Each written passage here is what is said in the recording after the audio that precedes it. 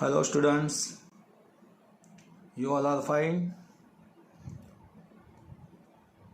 अभी हम जिस दौर से गुजर रहे हैं यानी कि कोरोना से, घर पे ही रहो, सुरक्षित रहो, पेरेंट्स जो बोले वो करते रहो और थोड़ी सी पढ़ाई भी करते रहो साथ में।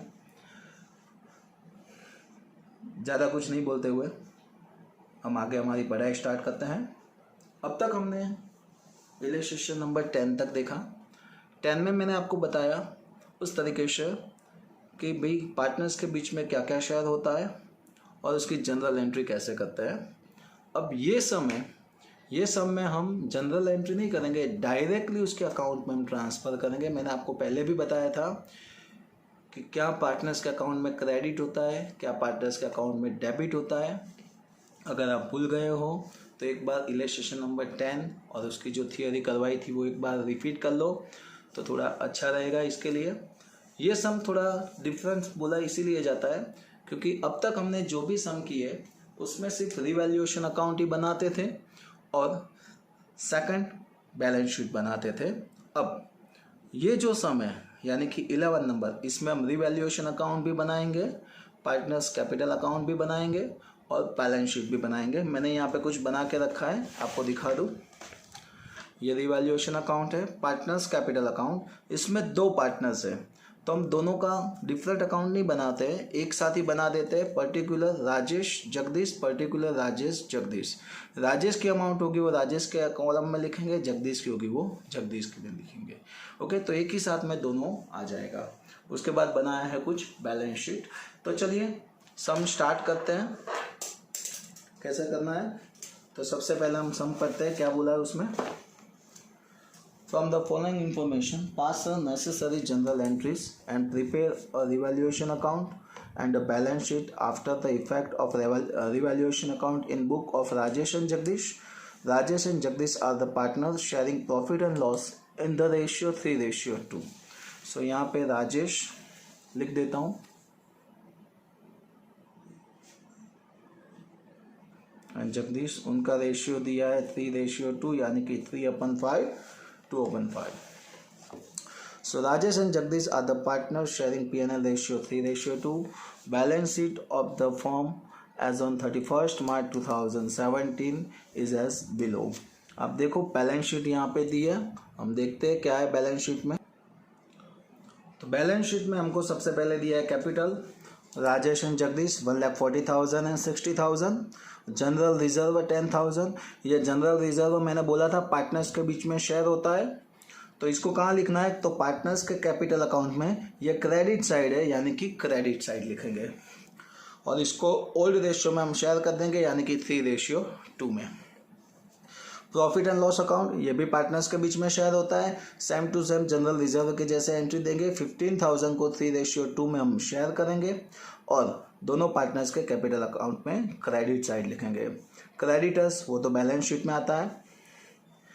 Land building 1 lakh, machinery 80,000, furniture 20,000, investment market value 25,000 bracket में दिया है और उसकी वैल्यू है 30,000 book value. Debtor 60,000, bad debt reserve 3,000 minus किया है, स्टॉक 23,000, कैश बैलेंस 10,000। ये थी बैलेंस शीट। अब हम देखेंगे उसके नीचे जो हमको एडजस्टमेंट दी है वो। So partners have decided to the revaluation of assets and liabilities of the firm and the future profit distribution ratio is 1:1. Information for the same is under.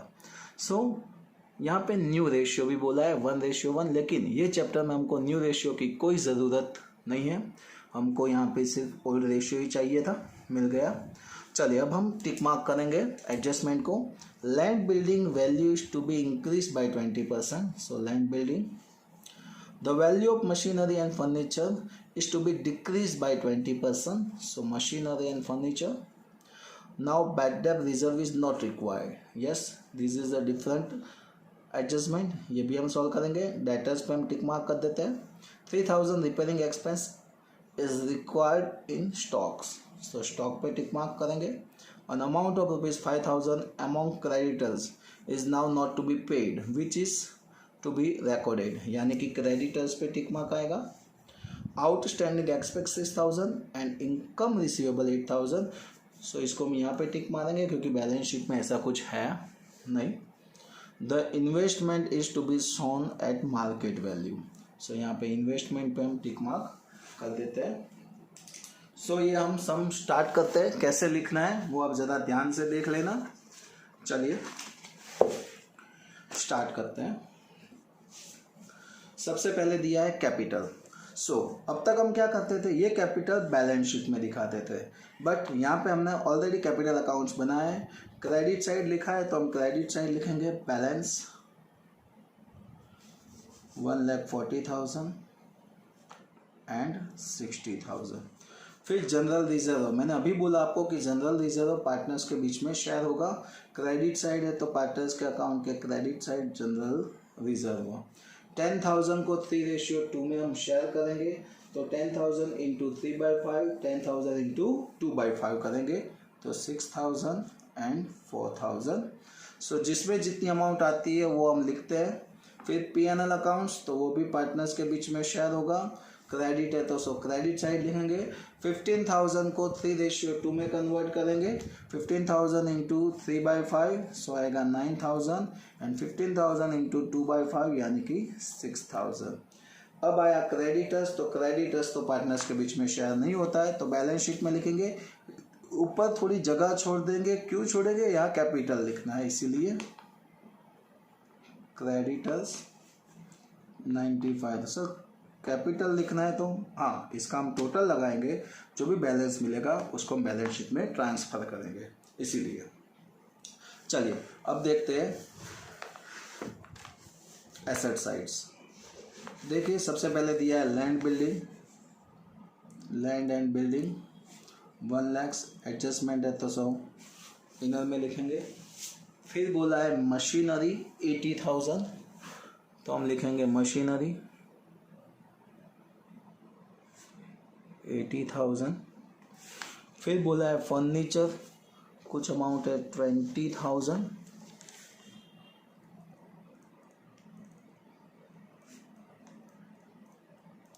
उसके बाद इन्वेस्टमेंट 30,000, डेटर्स 60,000। उसके नीचे बैड डेट रिजर्व दिया है वो अभी हम नहीं लिखेंगे, आपको मैंने पहले भी बताया था। उसके बाद है स्टॉक 23,000 और कैश बैलेंस, उसमें कोई एडजस्टमेंट नहीं है सो उसको हम बाहर लिख देंगे 10,000। यानी कि बैलेंस शीट हमने फिनिश किया, जिसकी एंट्री जहाँ पे आती थी वहाँ पे हमने लगाई, जो कैपिटल में आता था वो कैपिटल में डाला, जो बाकी का नहीं आता था कैपिटल में वो बैलेंस शीट में डाल दिया। सो नाउ अब हम एडजस्टमेंट सॉल्व करेंगे और धीरे धीरे ये सब फिनिश करते जाएंगे। चलिए देखते हैं। सबसे पहला एडजस्टमेंट है कुछ इस तरीके से, land building value is to be increase by 20%, यानी कि लैंड एंड बिल्डिंग की वैल्यू कितनी हो गई है, 20% इंक्रीज हुई है। तो ये रहा लैंड बिल्डिंग, उसमें इंक्रीज करेंगे 1 लाख का 20%, 20,000। सो ऐड किया 1,20,000। यहाँ पे कुछ प्लस करते हैं तो यहाँ पे क्रेडिट साइड लिखा जाता है, you know that very well. तो यहाँ पे लिखेंगे लैंड एंड बिल्डिंग अकाउंट 20,000। उसके बाद बोला है the value of machinery and furniture is to be decrease by 20%। Decrease हुआ है, डिक्रीज यानी कि माइनस 80,000 का 20% यानी कि 16,000 और 20,000 का 20% यानी कि 4,000। 80 में से 16 माइनस करते हैं तो 64, इसमें से इतना माइनस करते हैं तो 16। ये दोनों वैल्यू यहाँ पे माइनस की तो यहाँ पे डेबिट साइड लिखा जाएगा machinery account and furniture account. Amount is 16,000 and 4,000। फिर लिखा है no bad debts reserve is now, bad डेब्ट रिजर्व इज नॉट रिक्वायर्ड, यानी कि बैड डेब्ट रिजर्व की अब कोई ज़रूरत नहीं है। यहाँ पे देखो डेटर्स पे बैड डेब्ट रिजर्व माइनस किया था 3,000 और बाहर अमाउंट लिखी थी 57,000। हमको ये माइनस नहीं करना है, यानी कि पूरी की पूरी यही अमाउंट हमको बाहर लिखनी है। तो इनडायरेक्टली हमने क्या किया, यहाँ पे 57 था, हमने लिखा 60, यानी कि 3000 इनडायरेक्टली हमने प्लस किया। यहाँ पे अगर हम कुछ प्लस करते हैं तो उसकी सेकंड एंट्री रिवैल्यूएशन के क्रेडिट साइड, तो क्रेडिट साइड लिखेंगे बैड डेब्ट्स रिजर्व अकाउंट 3000। याद करो हम ज़्यादा माइनस करते थे तो डेबिट साइड लिखा, हमने कम माइनस किया यानी कि माइनस ही नहीं किया है, चलो सोच लो कम माइनस किया है, तो जितना कम माइनस करते उतना क्रेडिट साइड लिखते हैं। ओके, तो उसके बाद अगर हम आगे बढ़े तो 3000 repairing expense is required in stock, so stock में से डिक्रीज करेंगे 3000, सो बचा 20,000, दूसरी एंट्री यहाँ पे आएगी स्टॉक अकाउंट 3000। ओके, सो अब हम बात करते हैं नंबर 5 की। An amount of rupees 5,000 among creditors is now not to be paid, which is to be recorded, यानी कि 5,000 क्रेडिटर्स को पे नहीं करना है, सो उसमें से उतना डिक्रीज होगा, नॉट टू बी पेड। 5,000 यहाँ से हम माइनस करेंगे तो बचेगा 90,000। यहाँ पे हम कुछ भी माइनस करते हैं तो उसकी एंट्री यहाँ पे आएगी क्रेडिटर्स अकाउंट 5,000। उसके बाद है आउटस्टैंडिंग एक्सपेंस 6,000, तो एक्सपेंस कुछ भी हो तो हम डेबिट साइड लिखते हैं आउटस्टैंडिंग एक्सपेंस 6,000, यहाँ पे डेबिट, तो दूसरी एंट्री यहाँ पे, इसके पहले ऐसा एक सम आ गया था। उसके बाद बोला है इनकम रिसीवेबल 8,000, सो क्रेडिट साइड इनकम रिसीवेबल 8,000, यहाँ पे क्रेडिट, तो दूसरी एंट्री यहाँ पे आएगी इनकम रिसीवेबल 8,000।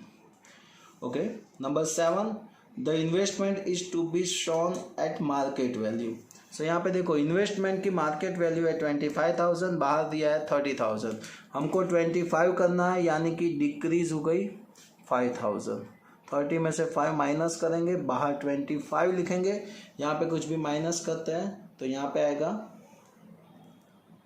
यानी कि डेबिट साइड इन्वेस्टमेंट अकाउंट 5,000। सो सारे के सारे एडजस्टमेंट की हमने एंट्री दे दी। अब हम अकाउंट क्लोज करने जा रहे हैं। सबसे पहले रिवैल्यूएशन अकाउंट हम क्लोज करेंगे।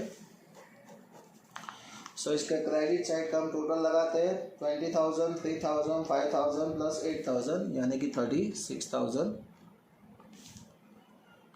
ये ज़्यादा है, उसमें से 60 प्लस 4 20, 23, 29 एंड 5 34,000 माइनस करेंगे तो बचेगा 2,000। ये 2,000 हम बोलेंगे प्रॉफिट, और ये प्रॉफिट राजेश एंड जगदीश के बीच में शेयर करेंगे 3:2 में। सो 2,000 को 3:2 में कन्वर्ट करते हैं तो आएगा 1,200 एंड 800। चलिए अब देखो, अब तक हम क्या करते थे, ये प्रॉफिट हम कैपिटल में प्लस करते थे, तो कैपिटल अकाउंट यहाँ बनाया, उसमें प्लस यानी कि क्रेडिट साइड लिखेंगे प्रॉफिट 1,200 एंड 800, जिसका जितना था उतना लिखा। अब क्या करेंगे, दोनों साइड का टोटल लगाएंगे। चलिए सबसे पहले राजेश का टोटल लगाते हैं। सो 1,40,000, 6,000, 9,000 एंड 1,200, 1,56,200, 1,56,200 बैलेंस कैरी फॉरवर्ड। सो यहाँ पे लिखेंगे कैपिटल राजेश एंड जगदीश 56,200 लिख दिया। अब इसका 60 प्लस 4 प्लस 6 यानी कि 70,800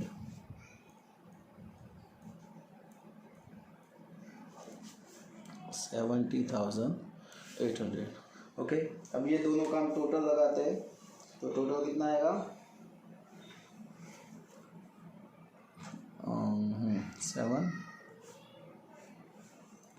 2,27,000। अब हम बैलेंस शीट का टोटल लगाएंगे तो बैलेंस शीट का टोटल हो रहा है 3,23,000। ओके, ये सब यहाँ पे फिनिश करते हैं। इसके बाद है इलस्ट्रेशन नंबर 12, वो भी नेक्स्ट लेक्चर में हम देखते हैं, वो थोड़ा सा डिफरेंस है, सो उसको ध्यान से पढ़ना है। जय हिंद, जय श्री कृष्ण, मिलते हैं नेक्स्ट लेक्चर में। घर पे रहिए, सुरक्षित रहिए।